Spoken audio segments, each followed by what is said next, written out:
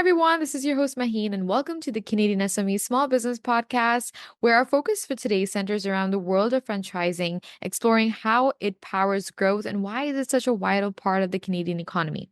Joining us today is Sherry McNeil, the president and CEO of the Canadian Franchise Association. And with over 25 years of experience in the franchise industry, Sherry has been instrumental in helping both franchisors and franchisees prosper across Canada.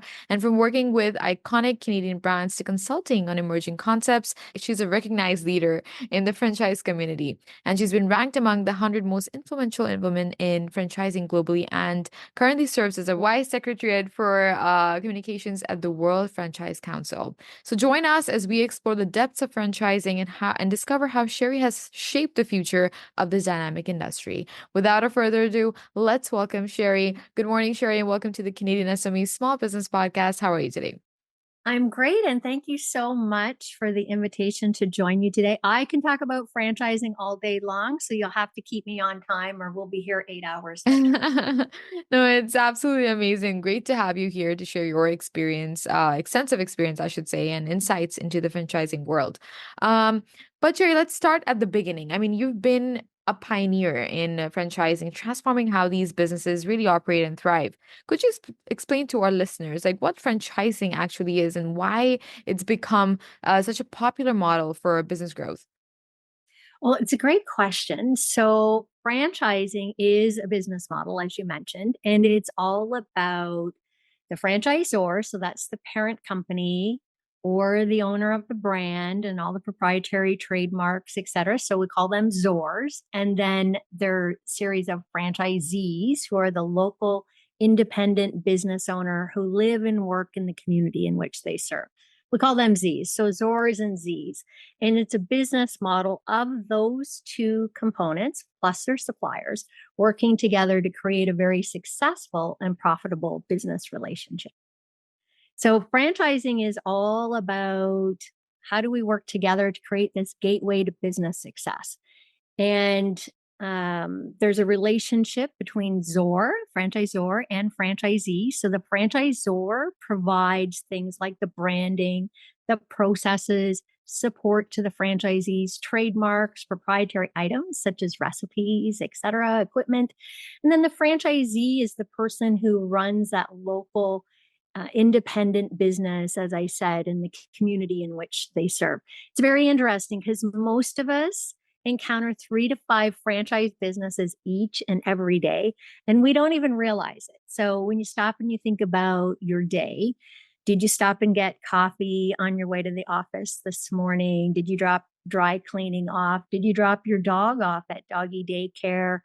Where are you going to go for lunch? Are you buying pet food on the way home? Are you getting a haircut? Are you getting your nails done? Franchise, franchise, franchise, franchise, franchise. So 3 to 5 franchises each and every day the average Canadian interacts with.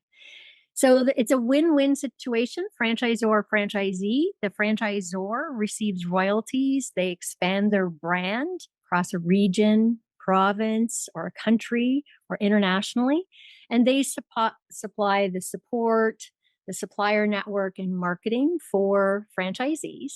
And the franchisee has that quicker business launch. They have the brand recognition and they have a proven system that they can work within to be successful.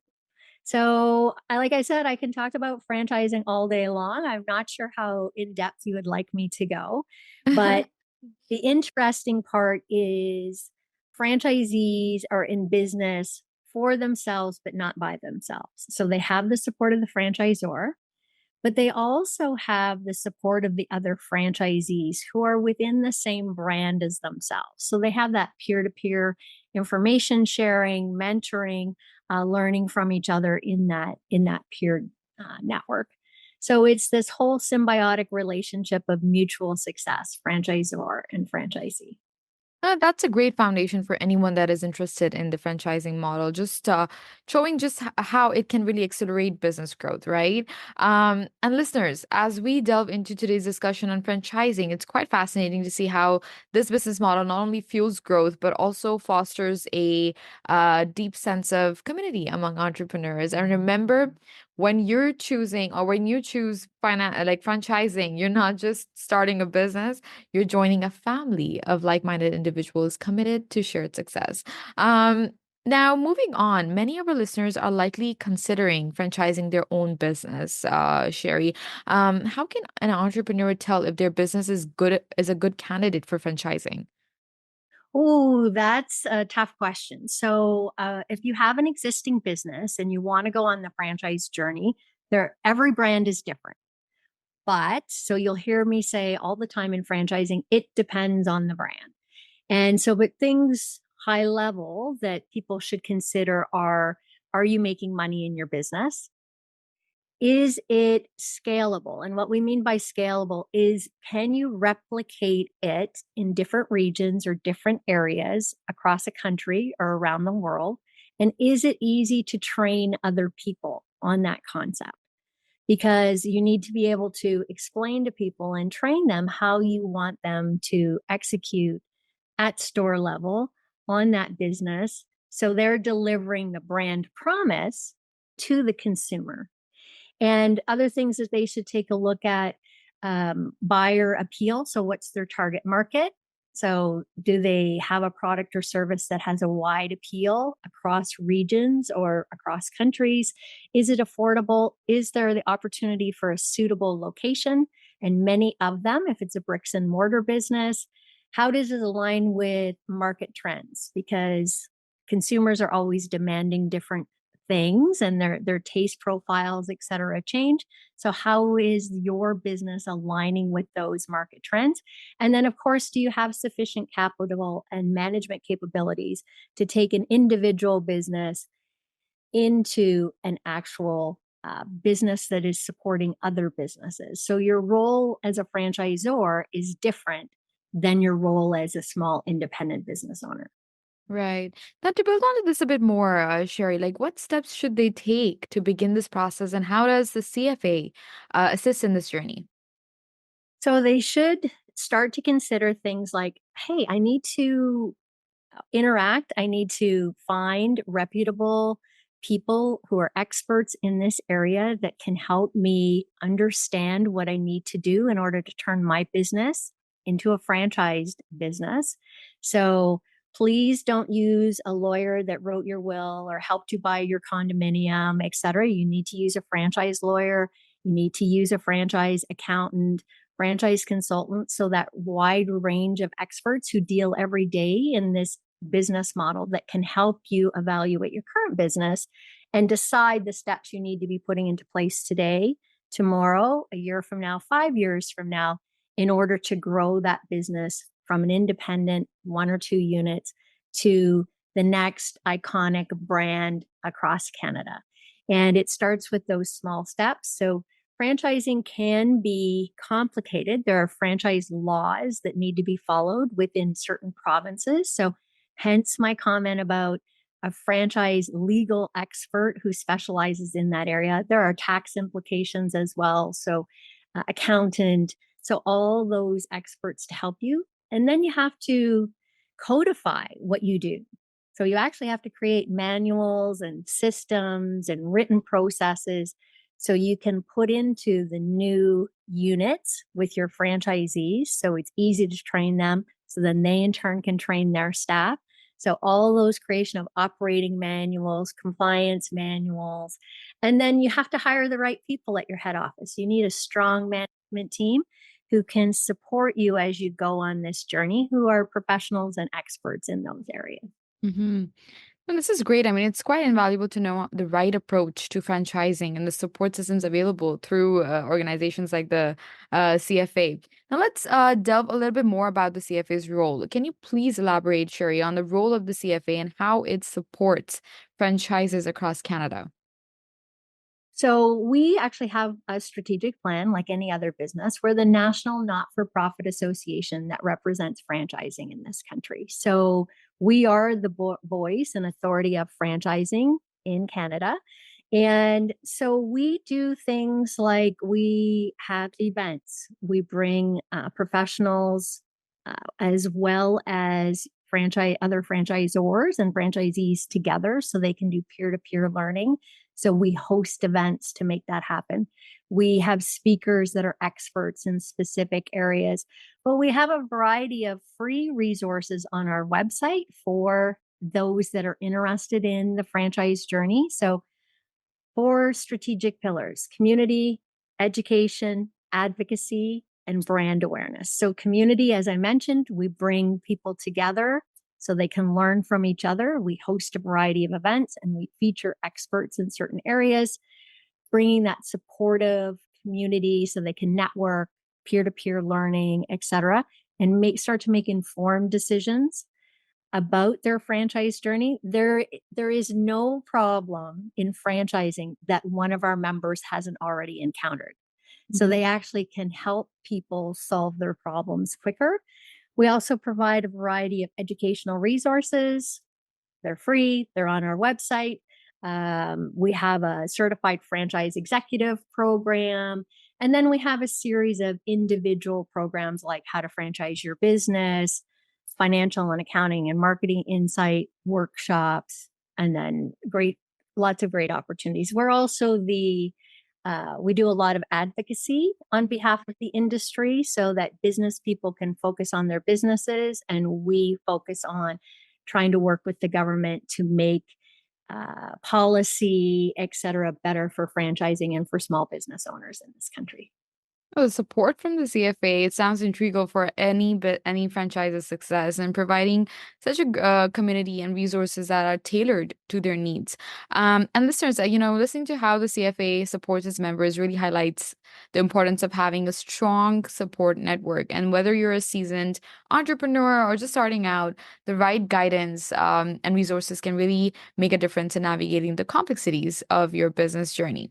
Now, talking about complexities, let's learn a bit more about how can we really navigate the challenges because franchising, as like any other business model, comes with its own set of challenges. Sherry, what are some of the most common challenges new franchisors face, and how can they navigate these effectively? So I would say that planning and business plan is key, and understanding the journey as a business owner you have to go on from being an independent. I own three restaurants to being a franchisor, and I'm going to franchise my restaurant concept to other people. And so a lot of times they need to invest that time and do their due diligence or their research on what does that pathway look like. So I need to make sure I'm legally compliant. So, well, what does that mean for me as I own three restaurants? What does that mean? How much will that cost me? What documents do I need to have in place? Who's an expert who can help me with that? So, going through interviewing experts in that field, selecting the one that you think you'll work really well with, and same with an accountant, same with a franchise consultant, et cetera. And then charting that out. Hey, is this going to take me 12 months? Is this going to take me 24 months? Because right now, maybe I don't have enough capital to launch a franchise system. So I need to keep operating and running my three restaurants. I need to be putting aside a certain amount of money or work with one of my lending partners, one of my banks, to decide, okay, 12 months from now, I'm going to launch this, or 24 months, I'm going to launch this. And then working with advisors that can help you create a strategic plan for growth. So, okay, now I have all the legal documents in place and I have all my accounting documents in place, et cetera. But where am I actually going to franchise?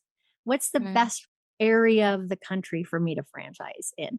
And is it in the province beside me? Is it in a city that's north of where my current three restaurants are, et cetera, et cetera? And actually putting that business plan into place. That's amazing. I mean, your insights are crucial for our listeners who might be facing these very challenges right now. But how does the CFA play a role addressing these challenges for its members, Sherry? So we actually provide support for new franchisors. So we have lots of programming, educational resources. We have a mentor program for new and emerging franchisors that brings them into the community so they can learn from peers who have already been on the franchise journey, have already created that business plan for their own brand. And they went from 3 units to now maybe they have 30 units or 50 units or 100 or 500, or maybe now they're in 30 different countries. Mhm. So we provide the sharing of education, best practices, insights from experienced franchisors, and then, of course, our supplier members, which provide expert support services. Looking forward, Sherry, the franchise industry is continually, evolving. What trends do you see shaping the future of franchising in Canada? Franchising in this country is actually bigger than you probably think. It's the 12th largest industry in Canada. So you go, wow, 12. Ooh. And franchising contributes 120 billion with a B to the annual GDP of the Canadian economy. So employs almost 2 million Canadians and continues to grow. We were number 13th last year. We're number 12 this year, and it continues to grow. So we're seeing all these different trends. So any business can be scalable or franchisable if the appropriate steps, et cetera, are put into place, like that you can easily train people on it. So we're seeing that growth. There are over 60 different business segments right now. And I mentioned earlier, like think about all the franchises you interact with every day. So we are seeing trends such as mobile pet grooming services, mobile car dealing services, any home-based services such as deck building, lawn maintenance. We saw that really grow over COVID and continue to grow. We're also seeing trends in health, wellness, beauty, etc. as we've moved out of post-COVID, and now we're all looking to feel well, be happy, and be fit. Mhm. And um, we're also seeing the trend of the introduction of more technology in franchising. So AI, we've had a series of educational sessions on AI. How are franchisors using it? How are franchisees using it? How are our supplier members using it? How Right. will it change the way businesses do business each and every day in this country to try to deliver on the brand promise that the brand is making to the consumer? How are they going to use AI to help with that? Or how are they going to use technology to deliver products and services better, faster, more efficiently to the consumer? So those are a couple of the trends we're seeing in franchising right No, understanding these trends is essential for anyone in the franchise industry to really stay ahead and remain competitive. Before we wrap up, Sherry, any last piece of advice for our listeners who are exploring or growing their franchising business? now. I would say the one thing would be do your due diligence, do your research. A place you can start is the CFA, our website, www.cfa.ca, as well as in June, we have a How to Franchise Your Business seminar. So there'll be a series of experts that will talk about here's the legal pieces, here's some of the accounting pieces, here's some of the finance pieces. So I would encourage anybody who's thinking about going on the franchise journey. The free resources we have on our website plus that seminar is a uh, great place to start.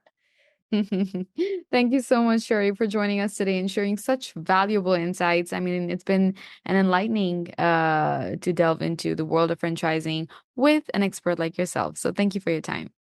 Thank you so much, and happy to come back anytime. And to our listeners, we hope this episode has given you a clearer understanding of how franchising could be a viable path for your business growth. Please don't forget to subscribe to the Canadian SME Small Business Magazine and check out our partners. We have an exclusive banking partner, RBC, shipping partner, UPS, accounting software partner, Zero, and email partner Constant Contact. For more information, visit our website, canadiansme.ca. Until next time, keep nurturing your entrepreneurial spirit and supporting your local communities. Thank you.